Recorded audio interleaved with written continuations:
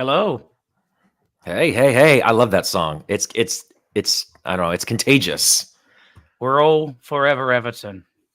Yes. Welcome in, everyone. This is Follow Everton, Everton Fan TV. Thank you if you're joining us out in the UK. It is.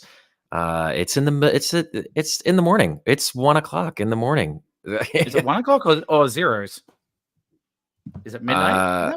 No, it should be one. I think it's 1 a.m. in the UK. You are the night owl if you're watching us right now. But thank you for joining us if you are on with us. Chris, Everton are not playing currently. Not sure if you were aware of that. There are no games currently, but nevertheless, there's a lot to talk about. What's up, Gary? We see you. We do have a bit of news that is maybe not news, but we'll still call it breaking news. You want to share with us what the latest is, especially in our ownership situation? Well, we'll see how underwhelming this article is. But in the last hour, Bloomberg came out with something. So I'll read through what I see. It's on my phone only. So 77 Partners LLC's takeover of Everton FC has been conditionally approved by the Premier League, according to ... people familiar with the situation. So lovely. The league wrote a letter last week saying that the board that has been reviewing the deal for several months is currently minded to approve it, subject to conditions. The board consists of the league chief executive officer Richard Masters, as well as chair Alison Britton and board member Maya Fifield, among others. The conditional approval doesn't mean the multi-club owner 777 is guaranteed approval. One of the people said. Representatives from 777 declined to comment. Miami-based 777 said in September that it had agreed to buy 94.1% of the club from Farhad Mashiri. Since then, it has faced questions from the league over sustainability to own this historic team. Acquiring Everton would give 777, co-led by Stephen Pascoe and Josh Wander, ownership one of the most storied clubs in England. 777, whose clubs include Hertha Berlin and Standard Liège, is one of the growing number of multi-club owners in world football, but it has also attracted scrutiny over its financial practices. Since September, 777 has injected more than £150 million into Everton, as we know, to covering working capital requirements and allow construction of the nearly 53,000 seat stadium here at Bramley Dock. That's not a bull. It's not a bull. It's not a bull. I guess there was talk. Yeah, the rest of this seems not really that. It seems to kind of lose relevancy. But even still, we've been hearing a lot, but I'm not sure it's official yet. Was it Josh Wander or at least 777 saying they may not hear about if they can officially get the go ahead, even if they've given the nod until the next kind of points deduction announcement and finding happens, right? Yeah, I don't. Well, first, you want to credit where that was from, where you were reading that from, just so that was from Bloomberg. Okay, yeah. Bloomberg, crediting Bloomberg on that. Yeah, I don't understand the connection between the hearing of a potential point deduction with the results of the fitness test, the ownership fitness test. I don't know why those are really connected in any way, unless there's some kind of provision in the agreement between Mashiri and 777 that state the value of the club is different if Everton are a championship side rather than a Premier League side. So that could be the only kind of. But why would they want to be involved in postponing their own right to ownership? I doubt it.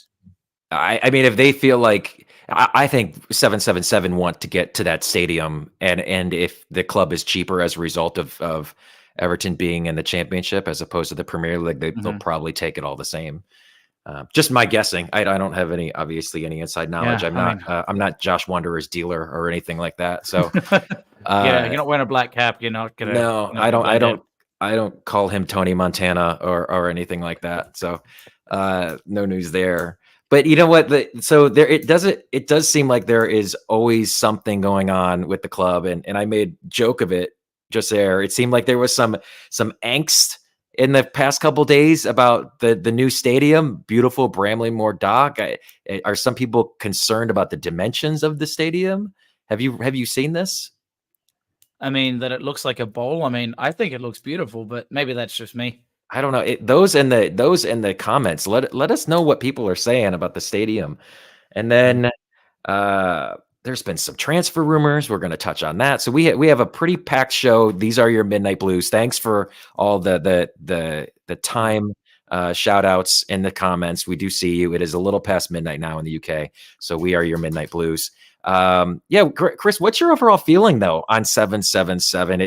It it seems to me that it looks like it's going to get done. I mean, at some point, it looks like it's going to happen.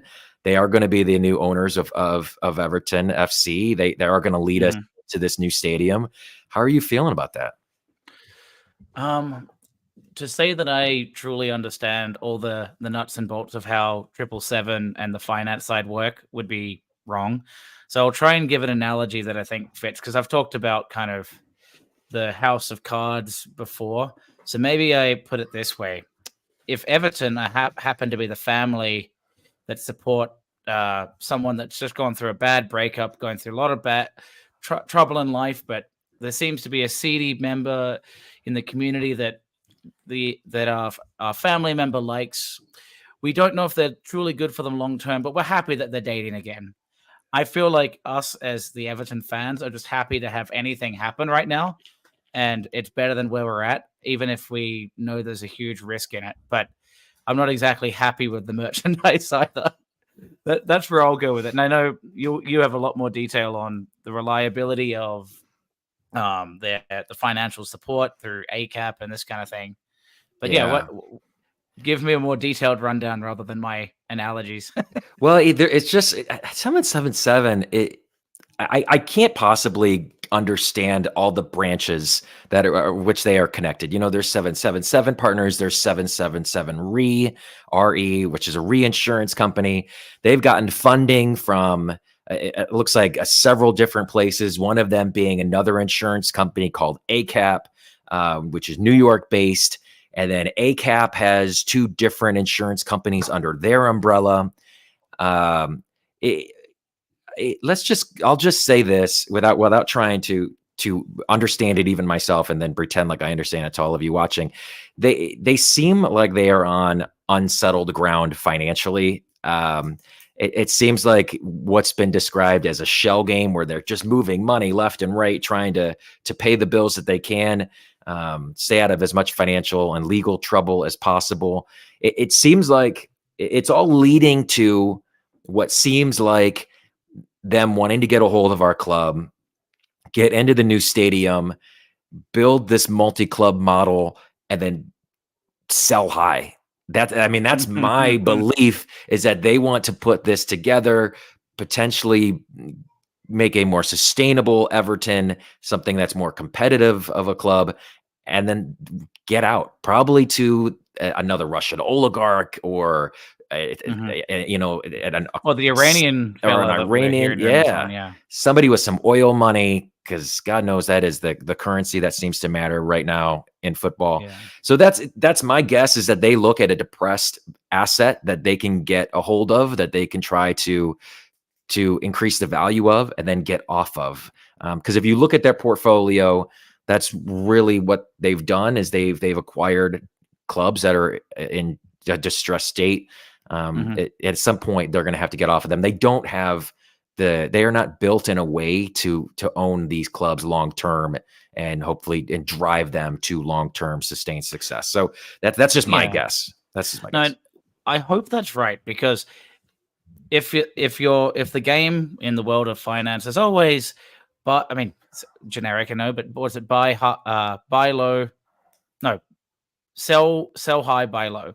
And right now they buy low and they get out before they have to do all the hard work that they're probably not capable of to truly grow it too much more. But they're going to gain by keeping stability from sinking ships. And I really hope if that's all it is, that's the best case scenario in my view. I don't want 777 involved more than we need to. I think making us stable, paying off the debts, and getting out would be the best case scenario. So if that's the case, Chad, I'll take that optimism and run with Yeah, it. you know, we talked about this briefly before we came on. The best case scenario for 777's ownership is that Everton are the top of their pyramid. They are the crown jewel in their multi-club model, and they will develop talent elsewhere at Standard Liège or Genoa. Genoa. Am I saying that right? Genoa, right? I'm not sure. And then they will hopefully funnel the talent into Everton and hopefully boost it up the table in the Premier League, and of course increase the value of the club in doing so. So that's my hope, is that if they are going to run short on money, and it looks like the Esk put something out earlier today about maybe even their basketball endeavor is struggling financially, which is just also troubling. Well, basketball sells unless you're in Sacramento, right? Yeah. I don't know how big basketball is in the UK. Shout us out in the comments and let me know. But yeah, my only hope is that, hey, if these guys are going to piecemeal funds together, they do it in the benefit of Everton and not one of these other clubs. Yeah. So there was a couple. I was going to bring in Gary, who joined us for the first call in last week. He was bringing up the Yankees, and I know that wasn't a really well-fledged story. I know it came out from someone on X or Twitter that it was around the time, I think Liverpool were in a cup match or something, and around that time, Hal Steinbrenner or people related to the Yankees happened to be around Goodison. So how true it is, I'm not sure. But if that was true, I think that could be kind of interesting, because a lot of, in terms of investment and reputation, because the Red Sox have Liverpool FC, Everton and the Yankees would be kind of a proxy competition, which they would definitely invest their finances in if that's what really mattered to them, on trying to win. So maybe they would actually bring in the right people. But yeah, how true it is, I'm not sure. I love the narrative, right? Like the idea that the crosstown rivals in the Premier League are the ownership situation is what it is in Major League Baseball here in the States, where those two historic franchises have been battling for decades upon decades. I don't, Hal Steinbrenner is valued his estimated value by Forbes is $1.3 billion. So Hal Steinbrenner, not enough. Yeah, Hal Steinbrenner doesn't have the money to buy Everton. What he can do is put a group together. But my concern, it's like the Yankees group or something like that. Yeah, I think that's what it is. But my concern is, then we would be getting a brand new ownership group within Everton that don't have any experience, running football teams. They have, I believe Hal Steinbrenner has a piece of it's not, I think it's New York FC. They are an affiliate of, they're part of the multi-club city model. Okay. So and they play at Yankee Stadium. So I believe that Hal Steinbrenner might have a piece of that team, but for the most part, there's not, they would have a lot of work to do, and kind of having that thought leadership that would be required to drive Everton up the table, in my opinion. What do we got here from Peter? So I think this ties in very much to what you're saying, because if the assumption is ownership needs to know how to run a football club, a lot of do you think the Saudi Arabian government or the Qataris who are going full-fledged in investment need to be the ones that do the legwork, or do they need to know how to hire the right people? That's kind of what I was taking from this. So if the right if they have the right whip or right-hand man that knows how to get things done, it doesn't matter in a lot of ways how knowledgeable the owner of the Yankees is. It's more about the trusted contacts and how they can build an infrastructure irrespective of the sport, because the infrastructure is huge. If you decide, well, I know what player looks good on the eye test and no one has metrics, baseball franchises have come up with a lot of interesting metrics that I think the world of football is slowly getting towards. So if it's metrics based, could be interesting. Yeah, and indeed, and it's going to come down to money. Who has the most money? What is Pep making right now at City? They got him legally or illegally. Yeah. They got him not because they are the most well-run ownership situation. They're the most thoughtful, or have the most most understanding of the game. They paid him the most money, and that's why they have the best manager in football right now. Yeah. And Yeah. the real goal is to pay the right people who make the decisions the right amount of money to well structure and pay those that aren't necessarily due that money less. And Hmm. then all of a sudden it balances out a little bit more. Yeah. So were there any? I know we can probably go in a few directions here. There was one person was asking us to bring up. Oh, where are we? A little bit further back now. Oh, let me just scroll here. I completely lost it for a second. Yeah. Well, while you look, I'll say, Oh yeah. yeah, I'll This do one. a rejoinder. This is your Midnight Blues. This is Follow Everton. So thank you for joining us. Chad over here in the States joining me. Aussie Chris, he's on the other side of the country, but we're Other over side of the here. Mississippi. We're other side of the pond and then other side of the country for Chris. So we have a few things that we wanted to discuss. We thought it would be really great, an opportunity now that the team is away for a few more weeks, well, a couple more weeks. Talk about the potential summer action that we might see, the comings and goings, some of the rumors that we've already heard, some of the names that might be considered. We could also talk about Bournemouth or one of the other upcoming matches. Where did you want to go next? Yeah, so I was just going to quickly cover a couple of these news of the week kind of topics. I think this one came up today that Marcel Brands had brought up. Well, he really wanted Arteta, and Mashiri didn't. He ended up going for, how am I forgetting the guy's name? Carlo. And I'm not sure. In retrospect, it makes a whole lot of sense that Arteta would have been fantastic, but the problem is you need to Everton, like their strikers, want a proven person on day one. And it worked for a bit for Carlo. Arteta could have been that player or that manager, but would Everton have ever get him in the time of day if it wasn't working? Maybe because he was home played, homegrown, but it is tricky because the other thing, maybe he proved himself at Everton and he was plucked to Arsenal anyway. So it's always an interesting story, but it's hard to say it was. What would we have done differently? In retrospect, it's hard to say because Carlo seemed, we've got the money now. With a big club, Carlo's gotten results elsewhere. We need someone like that. Yeah. So it seemed to fit at the time. But it's so funny that whenever you hear these interviews from anyone that led a team, it's always revisionist history, or in hindsight, they wanted to do the thing that they weren't allowed to do. And if they were allowed to do it, then the sky's the limit. We have no idea if Marcel Brands would have been able to bring Arteta into Everton. What we do know is that I can give Mashiri credit for one thing, and he brought Carlo Ancelotti to Goodison Park. And of course, he should have realized that he was never going to stay long, and maybe that was discussed. But he brought a world-class manager to Goodison Park. It just didn't. We just did not see the results in that short time that we had hoped for. So I wanted to bring in this real quick. Super chats. Prince Rupert with NOK. So I believe that would be Norwegian crowns of, I guess, about, is it a 6-1 to maybe a 10-1? But anyway, Rupert, thank you. Thanks, Rupert. Yeah, so I mean, Marcel Brands I'm sure he would have wanted to. I'm sure he wanted to sign Erling Haaland too, and just wasn't able to do it for one reason or another. I guess we'll never know, Marcel. I guess we'll never know. And he was not responsible for Mason. Like, I forget who he brought in, but it's like he was responsible for DCL when he was good, not for Holgate, not for, like it's classic, right? Yeah, everybody that works was his. Everybody that doesn't, it was, the ownership or someone else at the club. So yeah. So we'll deal with it here and now.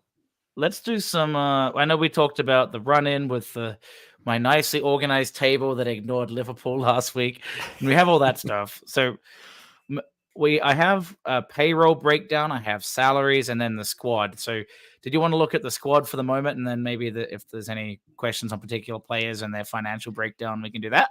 Yeah, I love it. Let's look at the squad. I sent you a site where we were able to capture the wages for the current squad. Talk about who is currently under contract. Get an idea of where this club might go in the summer and what holes they might look to fill. What I would do if I was in their place, maybe. Yeah. Yes. Yeah. Yeah. Wouldn't we all love to be in their place? With my limited armchair armchair historian. I only watch Premier League when I feel like it because Fantasy Premier League's on. Then you go back to work. So clearly I'm the best advocate for what we should do. Yes. I will say, let's go under the assumption that we have stayed up into the summer and that we don't have to drastically slash our Yes. wages or sell players for, to even make payroll. And maybe we should start this by just quickly talking about Branthwaite, Onana. Those are probably the two most likely that might be out the door this summer. I've got that in my next chart, actually. Oh, yes. Do you? Oh, did I jump the shark? Oh no, you're good. So we'll add. I accidentally missed out Harrison here. So my mistake. Anyone that is marked. So these are player numbers by my opinion of their best position or most frequent spot. So the number represents the number in the back of the player. So DCL is number 9. Blue because he's got one more year left in his contract after this year, according to that site you recommended. Number 20, Dele Alli, is out of contract. I accidentally put Harrison though in blue, keeping him, but he's definitely on a loan like Danjuma is. So there's no guarantee without some kind of contract negotiation he stays. So I just got that color wrong. So apologies there. But yeah, so the breakdown here looks like we have Pickford and what's his name now? João Virginia. Mm-hmm. But Andy Lonergan is about out, but he hasn't really been involved. The center backs are still low here. Right back, we either have a mass exodus or we keep Young on for another year. There's no way. There's absolutely no way Ashley Young is in this squad next season. I have a bad feeling, and Ryan was, I'm not sure if he got a link or it's just his opinion, that he thought that they'll give him a 1-year extension. Honestly, if we're that desperate for wingers and you put him and he actually plays just as a stopgap when we're desperately short and we pay him almost nothing or buttons, that's the only reason. But I don't think he should be on this squad anymore. Oh, as a member of the coaching staff, perhaps. I can't imagine. We already have a player coaching Coleman, I know. Well, I think Coleman can still play a bit. Yeah. I don't want him either, Rupert, but it's more the matter of if we're in the necessity of needing a player that your first 4 wingers that are much better that we'll bring up here in a bit are all injured and you need someone to fill that position and they're getting paid maybe £20 a week, pay with incentives if they start scoring, something like that. Otherwise, get him out of here, because that's the one thing he does have is that he can play both wings or in a pinch on a fullback, but we know he's not good at it, but at least he can give that depth if you're desperate. That's the only reason for him. But yeah, other than that, there's no one really on the left at the moment. So, but Mikalenko, we have him, and we could talk about McNeil as a left wing back, but he's been playing that central role there. Also further higher up the pitch. Andre Gomez is out of contract, but people have said they'd love him back if he was fit. But honestly, on the wages he's on, and we can look at that, he's, I think, the 3rd or 4th highest wage earner for us, and he's not playing enough. Dele Alli in a similar boat, and his contract is, as we know, expensive. He's been dealing with a lot of mental health issues. They're talking about maybe bringing him back, but you'd expect it on a much, much, much lower salary. Maybe like the Saha incentivization. If he scores, he plays, he earns his stripes, he gets wages. And then Onana and Idrissa Gana Gueye have been playing on that right central midfield spot. And yeah, if you have any thoughts as I go through here, please interject instead of it just being me talking. I'm letting you go. No, you're cooking. You're cooking. I look at this and I know we're trying. Yes. I don't know. We might want to think about, well, hey, is there anyone? Is there anyone in the academy? Is there anyone coming up? And I'm thinking of a Lewis Warrington. I'm thinking of a Reece Welsh. I'm thinking of Tyler Onyango, Kouliate. I'm probably not getting these names correct. I don't hear them enough to be completely accurate with them. But yeah, you wonder, are these guys close? And according to Sean Dyche, they're not. So they're not even worth Stanley mentioning. Mills is another one. Stanley Mills might be. I wish I would have loved to see how his loan spell would have gone. Was it at Oxford United? I want to say that sounds right. Honestly, that's the one thing I would love to do on these weekends off if I could find the streaming of it. Just watch a bunch of like under 21 games, but it's hard to get that kind of coverage. Yeah, they don't often give them to me over here. I try to find them online, but I don't think they post them often. Yeah, maybe Stanley Mills, but I have a feeling since he didn't get that much time on the pitch this season, they're gonna look for another loan spell for him next year, unless we are incredibly bare in the Yeah. squad.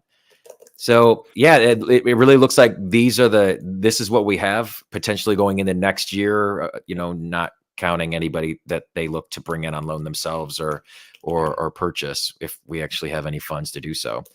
Yeah, so let's So have that Onana Branthwaite mhm, conversation. Where do you? Let's start with Onana. mhm. I'm a big fan of his. I know he is a divisive player on the squad. Some really see the potential. Others see him as infuriating. I think you could probably say each of us fills in one of those buckets. Yeah, he's the cheerleader out there. He's the leader of the cheers. Okay, so Amadou Onana, we know that he came to us at about 35 million pounds. We also know that there is a significant sell-on with him. So where do you see that number? What number would Everton bite on?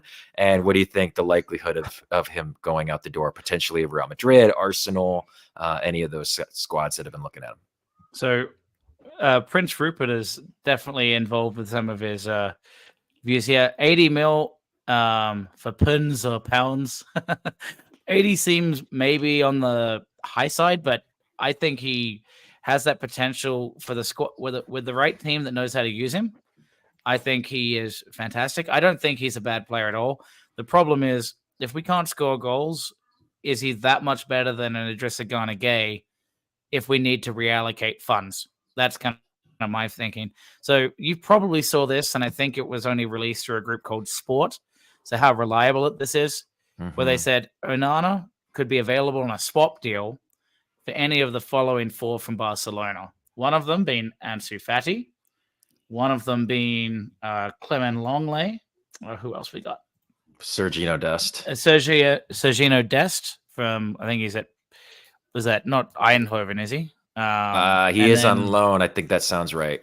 And of yeah, I'm course, not U.S. men's 100% sure, national team. honestly. And then someone that's actually been playing in the Champions League and scoring for Barcelona in Fermin Lopez. So to me, this would be an interesting one. But the player value, and I brought in, I think, Ansu Fati on the player value chart we'll bring in a minute through transfer markets evaluation. He would be worth a lot less than Onana would be. So it can't just be a player swap for one. Otherwise, Everton are getting absolutely ripped off to me. Yeah, it's got to be two of those four. I don't think a 1-to-1 unless there was some significant money coming back would be enough. Yeah. I'm very intrigued by Ansu Fati. I thought he would have a bigger impact on Brighton this year than he has, but the ceiling on him is still remarkably high. So I Yeah. love him. If I'm 'Cause gonna I've deal with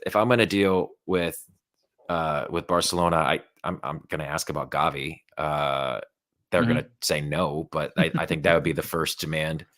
Yeah. Um, but yeah, Because the other I'm very intrigued by Ansu Fati. yeah. So just for the chart that I brought in here, just for context, I've basically pulled everyone away that is out of contract. I wasn't sure that Mope is ever going to see light of day again at Everton, so I didn't bring his number back.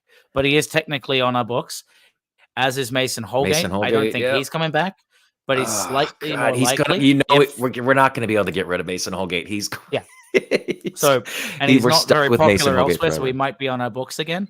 And if we are really in a bind and we reallocate funds elsewhere and we have dice ball tactics and play defensive and we rely on Reece Welsh or someone else like that coming up, Holgate, Keane, and Tarkovsky, I'm not excited about it either. But if you're saying we'd rather score goals and leak a few more in, if you had to go that way, I could see a scenario where he's at least in the squad and I'm not happy about it.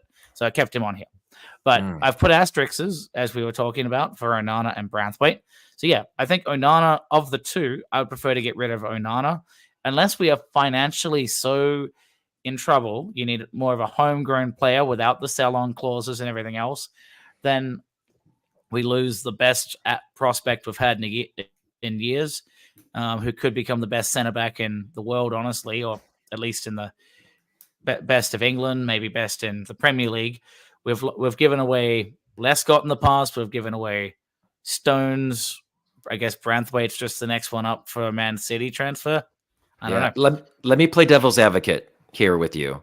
Mm-hmm. With Everton being in the shape they are financially and in the table, can they afford to have a 100 million pound center back? Is it a luxury that we can't afford?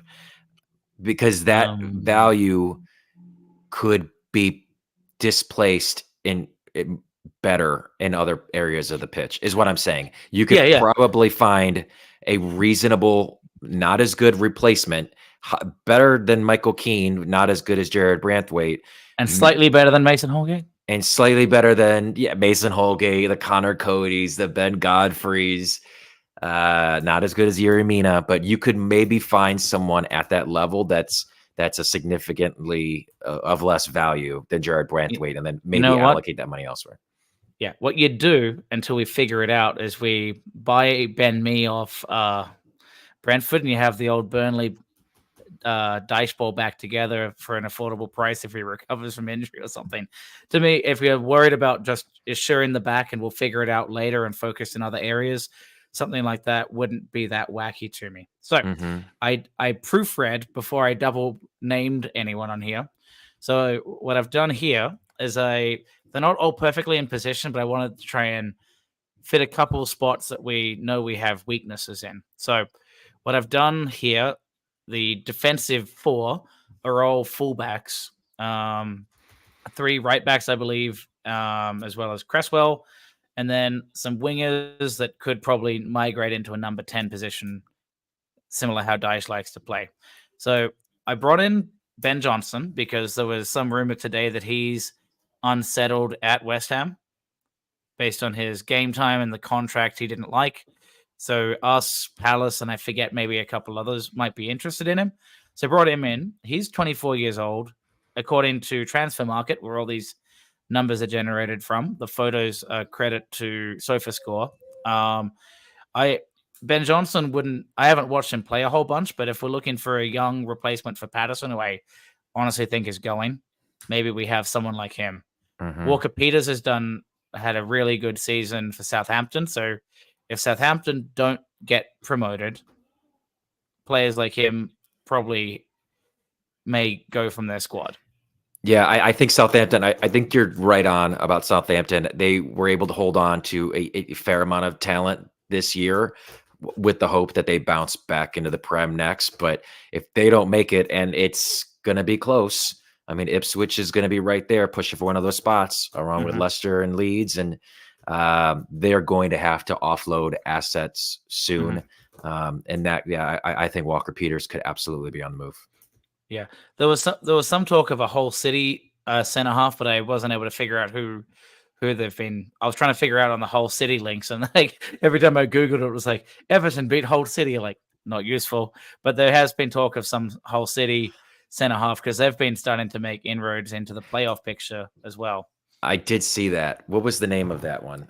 I don't know. If anyone on the chat remembers, I appreciate it. But yeah, unfortunately, I can't recall it right now. There's a couple players that, very straight, like commonplace English names. So I read it and I'll be like, something Rogers. You're like, oh no, not again. Instead of like Sulemana or Dembele, where like it sticks out as like it's almost like a one name like Cher. Yeah.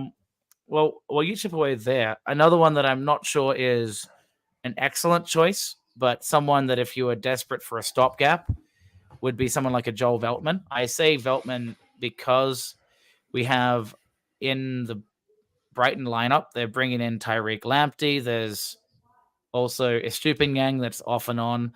Veltman is a little bit underwhelming, a little bit slower, but he's a reliable fullback that knows how to migrate up the pitch a little bit more than someone like a Ben Godfrey would. And he would be positionally quite good. But then again, he's 32. And if he's worth $6 million, you could probably do better with a Ben Johnson, but there's more risk on some of those players. But if you're just saying steady Eddie, a sure right back, Veltman could be someone to look at. Same kind of thinking with Cresswell getting a lot a bit older. He's on the fringes. If you wanted a backup that costs almost nothing, probably get just for bench options. Cresswell on the left side for West Ham, who's also, I believe, a free agent at the end of the year for about $1 million. I don't know if he's an Ashley Young 2.0, but yeah. Yeah, so Cresswell at just under $1 million value on transfer market. Again, not the worst. I don't think he's excellent, but if you're just simply looking for squad depth, I think you could do worse. If you're just trying to assure that we can't afford in all positions, we have someone covered. Then what I've brought in was it Kamaldeen Sulemana. I didn't watch him too closely. Chad, did you get to watch much of him? I have seen him a bit. I've certainly seen the highlights too. He is dynamic. He is athletic. You can see a common thread in a lot of these wingers that Kevin Thelwell really seems to like. What's the kid from Man United that went to Forest?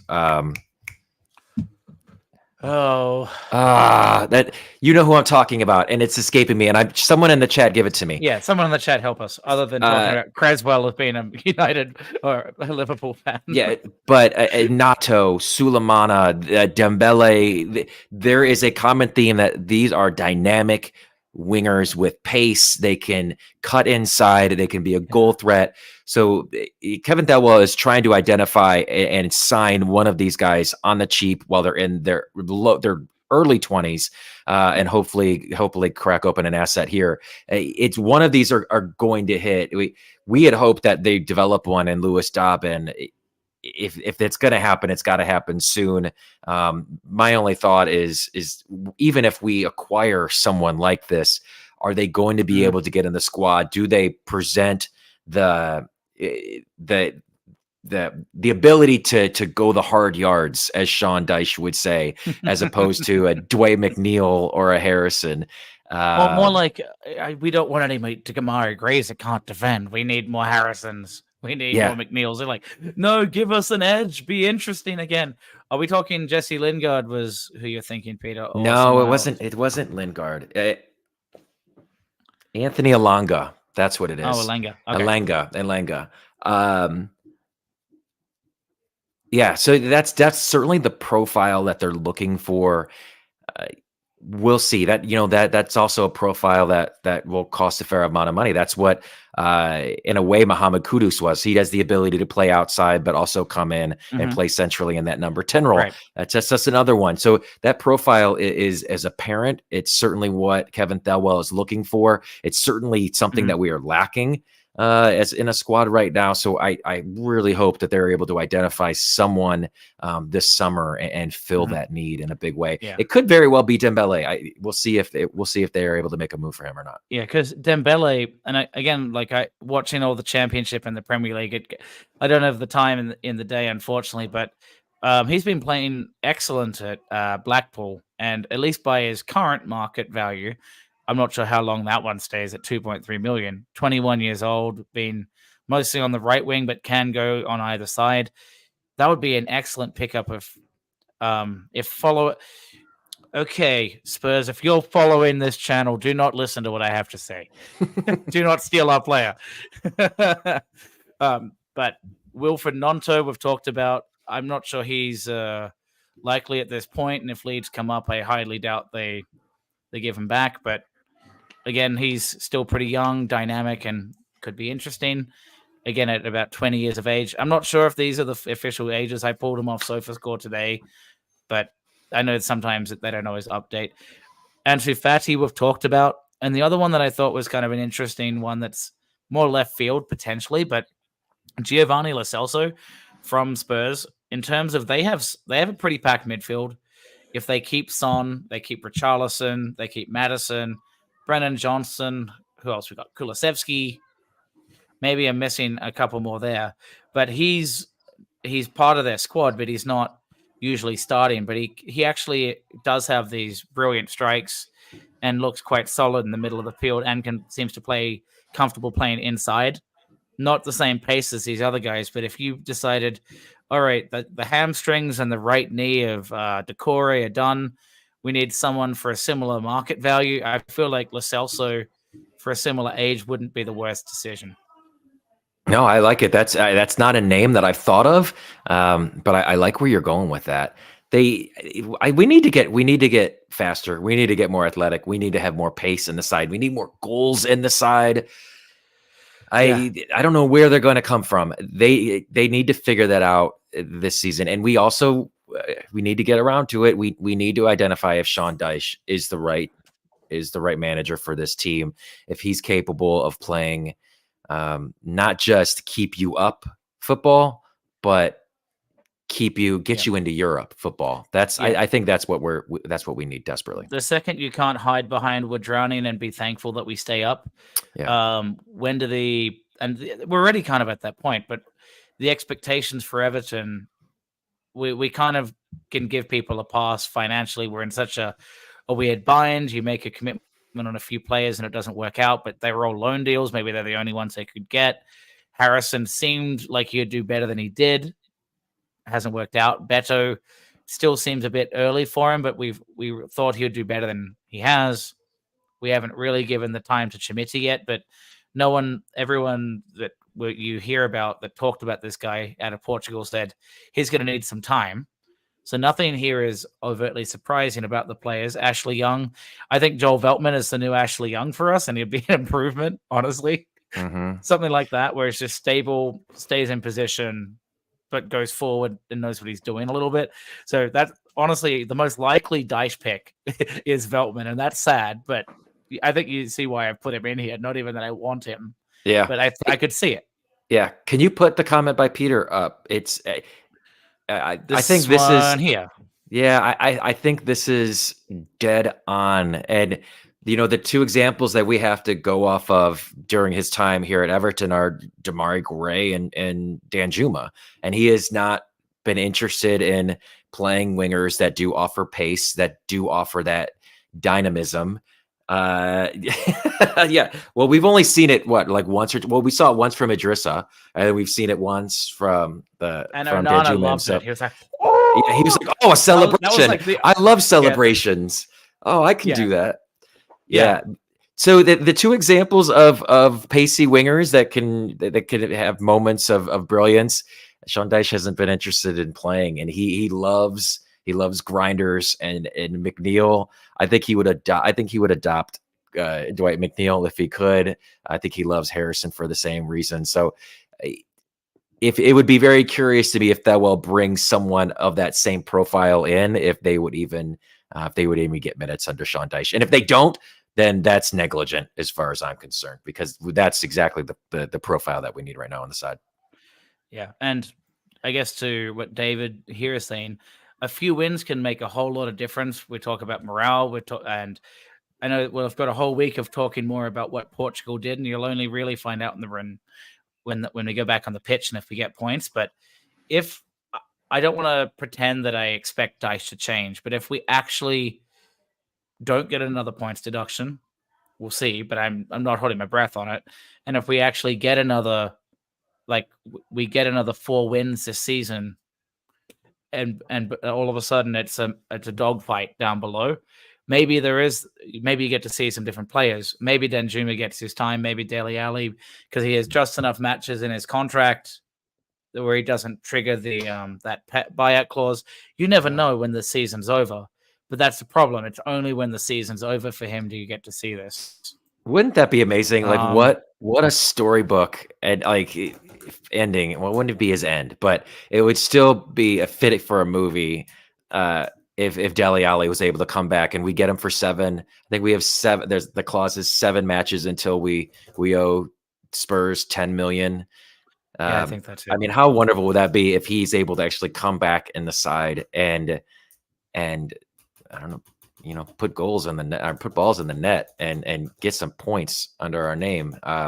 That would be really fun. I don't think I don't believe he's going to ever play for us ever again. I don't think they sign him back next year. I do wish him the best. Discount rate, anything's possible. But that's honestly, there's only some players I wouldn't pay back.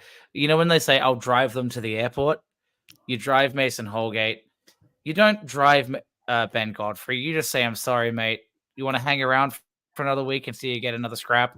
But like, I feel like at this point DCL needs to go. Unless I know you love him, I don't dislike the guy, but unless he seems to become less rigid, his confidence comes back. He's at that age that we need to bring players on, and that's why I'm keeping up Al Clark's comment. I'm not going to pronounce this to midgets. Smidix.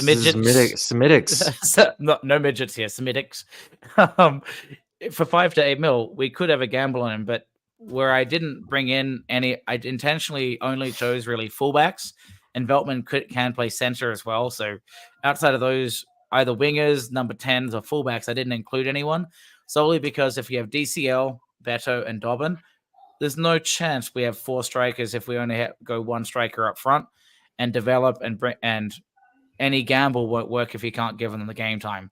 If for some reason DCL gets traded with 1 year in his contract, which would be the smart move, now that he's fit again, someone can say, I can maybe fix this guy. Maybe it's Arsenal for a different striker, because Jesus hasn't done great. Maybe all they need is a target man to break it up. Someone like that could come in for him. Then all of a sudden, now you've got Beto, Schmitti, and a third option to look at. Otherwise, I think it's kind of tough. Yeah. To try bring in a striker. Let's I'm looking at Peter Duggan's comment about DCL. It's mean, but I get what you're saying. And I think this tracks back to, a quick conversation we had the last time we were on, and it was about Ellis Sims and it was about DCL. And I understand all the frustration about him. It is infuriating when the chances he does get, he doesn't put away. But the fact is, you can't get off of him now. His value is at probably its all-time lowest. You need to get to a point where he is not only fit but in form, and then at that point try to move off of him. Maybe Trimidi is something. Trimidi scored in the under-21s for so he's in some form for Portugal, right? Yeah, I think he got his first international goal just recently, and then Mikolenko was involved in a win against for Ukraine, I think. Yeah. I only listened to that briefly. Yeah, I like the potential of Trimidi. I like what Beto can bring as a change of pace, especially if center backs are tired in the 70th minute. He's a great force freak of nature to bring in and hopefully turn the game around. So yes, we probably DCL probably does need a change of scenery, but we just can't. You can't sell him. You can't sell him now. You can't sell him this summer. I mean, because what are you going to sell? Be able to sell these. I mean, 20 mil with inflated prices and get him out.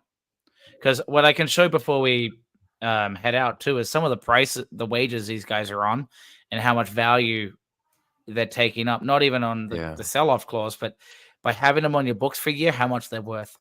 Yeah. Well, let's pull that up and then we won't stay on too long. Yeah, I was going to quickly add this because I think a lot of what we're talking about, Rupert here, he brings up something that we have had happen a lot. Every time we get to the cold winter, Everton and the fans, everything just feels miserable. But we also knew that it was a slightly tougher fixture or set of fixtures, and we haven't recovered momentum after that tough little set of fixtures. We haven't gotten our mojo back on. So it's still on the players, but I think part of that was we never got momentum back. So the player salaries, we might be a little tight on the fixtures here. Oh, there we go. So it's a little bit hard to show, but this is sorting on a weekly salary on the far right. I think Abdoulaye Doucouré's is covered, but that's all in pounds a week. So he's on 130. And then we go all the way down near the bottom where João Virginia, who's actually added quite a lot as a backup keeper. Only gets, only is a big statement, but like just around a little under 8,000 pound a week. So that's a value. He played so well in those cup games. Value for money. He's our best player. Actually, sorry, no, that is incorrect. Jared Branthwaite at 15 grand a week is where all our we are making a killing off that guy. Yes, yes. Yeah, he is worth every pound for So if you sure. can hold, that's why if you can hold on to someone like that, look at the value we can make by his gain in the table rather than sell on, and that's where you look at Amadou Onana at 100K a week, or over the season, he costs the team about 5 million annually. And this is what's so devastating for Everton over the years, and we're getting better at getting rid of these guys. Dele Alli and Andre Gomez together, by playing about 3 matches this season, they make up £11 million for an annual salary. Hmm. That's just wild to me. And that's where, like, if you brought Dele Alli back and he was on 40 a week, then the impact is less. And that's where, although Ashley Young is so poor, look at how then you get the likes of James Garner, Nathan Patterson, McNeil. They're on very affordable wages. So that's like the new wave of bringing players in, you know? And then you see right at the Mikalenko Godfrey boundary, like, oh God, no, no. the wages start kicking up. And Dominic Calvert-Lewin is on the same wages as Ali. We're at 5 million a year. So if you can get 5 million off the books at whatever, if he's not contributing and he's taking away from others' development, he's not scoring, then if you sell someone for 20 mil, you're making 25 mil when you factor in the wages, but you also Hmm. need a squad, and that's the problem. You can't just say, well, we're gonna have a starting 11 and pay them all 90 grand a week and we're good, no one's gonna get injured. Yeah. So Well, as they say, the best ability is availability, and there's an awful lot of names at the top of that list that do seem to miss quite a lot of time. yep. Um, so it doesn't even if you were able to bring Dele Alli back on discount wages, is there any assurance that he ever plays, he ever is healthy? Um, Now James Yeah. Tarkowski, for me, we same can be said with Branthwaite. Obviously, that's a value. He's going Yep. to be in the And lineup we got him on a free, every so that single week. was part of it too. You got him on a free transfer, but he was expensive. But he's proven, and I Hmm. think he's been a good addition. I know he's been poor on occasion, but compared to what we could have had and what I know Duggan and some others really can't stand him. And I think generally speaking, he has been a lot better than what we have purchased for centre backs. Availability has been there. Sometimes he makes a poor decision. I know there was one time he left the ball for Pickford and they scored. He's not excellent on crosses or anything, but he's not our problem. I think he's improved our squad. So those are the kind of ones I don't mind eating. Yeah, he's been And quite then you look good. at yeah, I think your point though, if we can, there is salary to shave for certain. yep. Ali Gomes, who's Hmm. next? Idrissa Gueye is coming off unless he comes back at Oh, I reduced think wages. I thought Is Adrissa he, Guy's got one more year. I saw something Maybe I'm that wrong. It he looked might like be. it on the when I looked at the website you recommended. Yeah, that I don't know if that site is completely right about the time left on some of these deals. The site pulls from, and this is a site called Spot Tracks, SPOTRAC, for anyone that's listening that wants to go check it out. .com, I should say. They do a great job of finding the salary information from various news sources and then posting it. Every once in a while, you may find something that could be questioned. It's Yeah. very, very accurate otherwise. But yeah, if we could clear some of these other salaries off the books, then and potentially even go young with players that we talked about previously, Hmm. then we shouldn't be at a case where we're in the red every week, where we're going and we're running a deficit Hmm. and be fearful that we're not, a time may come and we have to go into administration and we can't pay wages. So that's we Everton have to figure out a way to become sustainable, and that is sustainable in every facet of their operation. They need to be sustainable in the offices, on the Hmm. books, on the pitch. And it feels like, and I think this is what's so frustrating about this club and where we are as fans right now. And there is not a single piece of the club that appears to be in working order. We have Mm. a makeshift replacement board. We have an ownership situation that is completely dire and downright scary. We have a manager who on a good day seems like he may be around for another year. On a bad day, may very well be fired by the fired, let go at the end of the season.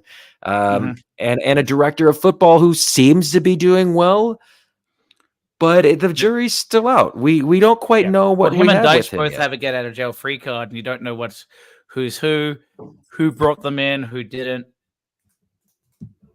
Yeah. Yeah. So what I mean, the one thing that we have to look forward to is Bramley-Moore Dock and the hope for additional revenue in the future. I think that's what we're all looking for right now. We're saying as soon as we can fill 52,000 seats in that stadium, then there's just going to be more money into the club, and they'll be able to pay down some of this debt and Mhm. potentially bring in more Yeah. players. Everton Football Club can do what Australia did, and they can have Taylor Swift show up, have a giant arena filled with people, and the proceeds go to her charity and the charity of Everton. That's what we need. Somebody needs to call Beyonce, and just offer them just a standing gig at Bramley-Moore Docks. Let's sell that thing I out mean, as much you as could possible. probably get if you could somehow get Richard Masters to be willing to walk into the center circle and accept that he gets booed by 60,000 Evertonians. I think you'd probably get £100 per person just for the pleasure of venting frustration against How about a that man. dunk tank, a Richard Masters dunk tank midfield? Yeah, but you'd have to really check the 500 backpacks on pounds of what you're throw. throwing at the guy, because I've heard it was relatively common at Anfield from people that used to go there that they would bring potatoes with razor blades and all the good stuff. So ensuring that the bags are checked, goes through security. Yes, we want a safe and productive criticism to Richard Masters. Indeed. And I see you, Ian. Bring back Sylvester Stallone.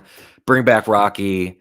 I love it. I love it. You could do screen watchings because right now you only the main stand has to peek over to the across the other corner to watch. Oh, was that Adrian again? Yeah. Yeah.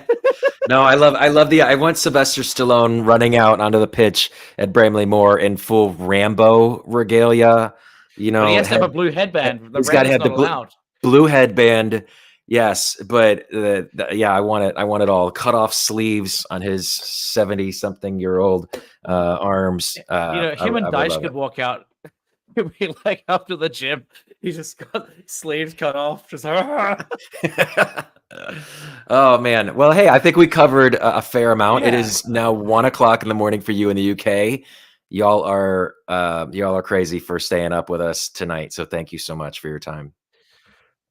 So we're about to head off, Peter. And again, thank you for your contribution. We do have Peter come on quite regularly. So we do phone ins, he's quite eager to add his contribution. But yeah, I think Chad's got to get going right now. So for next time.